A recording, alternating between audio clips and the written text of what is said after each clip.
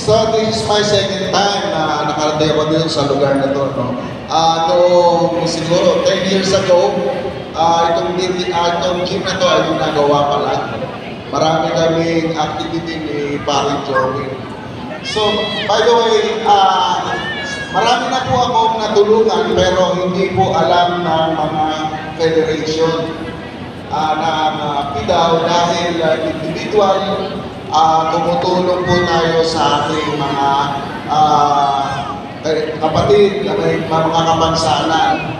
Sila po ay nagpapadala sa akin ng mga requirements.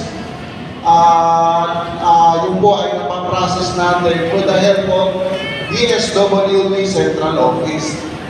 Marami na po, siguro hindi pa sila nagpapamember dito sa ating PIDAW. By the way, ginagawa po namin ang lower extremities, yung pong paa, ito po, tsaka kamay.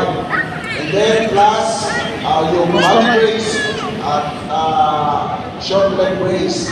And then yung customized wheelchair. Tinangin nga ako po kayo sa ating kapag natin magbili. Yan ang kukunan ko. Kukunan ko yan.